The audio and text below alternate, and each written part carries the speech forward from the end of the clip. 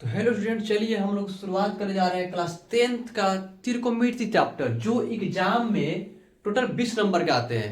तो चलिए आज हम लोग 5 नंबर कंप्लीट करते हैं। तो चलिए सबसे पहले जान लेते हैं कि त्रिकोणमिति जो होता है उसमें एक त्रिभुज बनता है। और कौन सा त्रिभुज बनता है वो एक समकोण त्रिभुज बनता है। जिसमें समकोण त्रिभुज क्या होता है, जिसमें एक जो होता है एंगल कोण जो कितने डिग्री का बनता है, 90 डिग्री का बनता है। ठीक है, क्लियर। उसके बाद क्या होता है, नीचे वाले को हम लोग आधार करते हैं यानी बेस, जिसको हम लोग बी से डिनोट करते हैं। क्लियर। उसके बाद जो सीधा होता है जिसको हम लोग लंब बोलते हैं, जिसको इंग्लिश हम लोग परपेंडिकुलर बोलते हैं, जिसको हम लोग पी से डिनोट करते हैं। उसके बाद ये वाला रह गया जिसको हम लोग हाइपोटेनस यानी कर्ण कहते हैं, जिसको हम लोग एस से डिनोट करते हैं। कहां पे, त्रिकोणमिति में। ठीक है, तो चलिए। और उसके बाद क्या होता है, ये वाला जो साइन दिख रहा है जिसको त्रिकोणमिति में हम लोग थीटा कहते हैं। क्या कहते हैं, थीटा कहते हैं।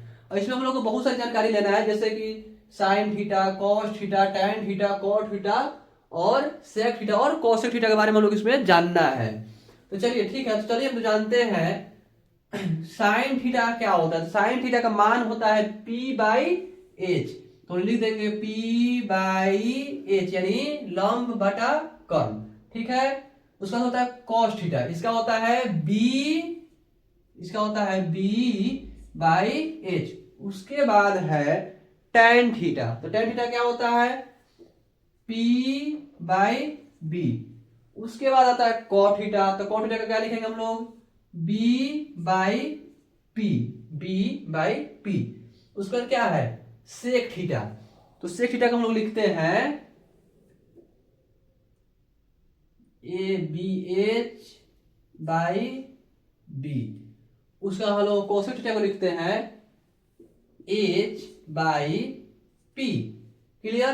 अब हम लोग इसको जान गए कि इसको हम लोग कैसे लिखते हैं। चलिए और देखिए, मान लेते हैं त्रिकोणमिति में अगर बोलता है साइन ए और साइन सी, साइन ए और साइन सी में क्या अंतर। अगर साइन सी बोलता है तो आप एक चीज अब ध्यान से देखेंगे। क्या ध्यान से देखेंगे, अगर साइन ए बोल रहा है तो ए यानी यहां पे देखेंगे ए कहां पे है। ठीक है, ए की जगह पर बी भी हो सकता है, सी भी हो सकता है, डी भी हो सकता है, ई भी हो सकता है, कुछ भी हो सकता है। जो इसमें नाम दिया हो उसके आधार पर इसमें हो सकता है। जैसे हम लोग लिखे ए बी सी, इसलिए हम ए पर समझा रहे जिससे आपको समझ में आ जाए। मान लेते हैं साइन ए, तो ए कहां है, यहां है, यानी इसके बारे में बात कर रहा है। तो जिसके बारे में बात करे उसके ठीक सामने वाला क्या हो जाता है, परपेंडिकुलर यानी पी हो जाता है। ठीक है, सामने वाला क्या हो जाता है, पी। और इसके बगल वाला क्या हो जाता है, बी। और एच का एच ही रहता है, कि एच कभी चेंज नहीं होता है। अगर वही पे बात करता है साइन सी के बारे में कि साइन सी का वैल्यू बताइए, तो साइन सी का वैल्यू क्या हो जाएगा। तो साइन सी यानी यहाँ पे, यानी इसके बारे में बोल रहा है। तो साइन सी के सामने कौन है, ए है, तो इसका पी क्या हो जाएगा, ई वाला हो जाएगा, यानी ए बी क्या हो जाएगा, इसके पी हो जाएगा। और बीसी इसका क्या हो जाएगा, बीसी जो होगा इसका बी हो जाएगा, यानी आधार हो जाएगा। जहां पे एंगल बनता है वो क्या हो जाता है, आधार हो जाता है। और उसके सामने वाला जो लाइन होता है, साइड होता है, वो क्या होता है, परपेंडिकुलर हो जाता है। क्लियर। अगर ए के लिए बोले तो बेस ई हो जाएगा और पी ई हो जाएगा। सी के बोले तो पी ई हो जाएगा और बी ई हो जाएगा। तो साइन ए, तो साइन ए के लिए पी यहां है और बी यहां है और एच यहां है। तो साइन का क्या लिखे हम लोग, साइन ए।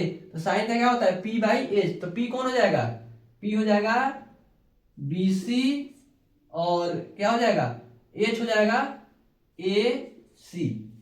उस तरह साइन सी बोलता है तो साइन सी के लिए यानी इसके लिए तो पी कौन हो जाएगा, पी हो जाएगा A B, sorry A B, और एच हो जाएगा ए और सी। ठीक है, इस प्रकार से हम लोग इस क्वेश्चन को सॉल्व कर सकते हैं। तो चलिए आप लोग कमेंट्स करके बताएं कि कॉस ए का वैल्यू क्या होगा।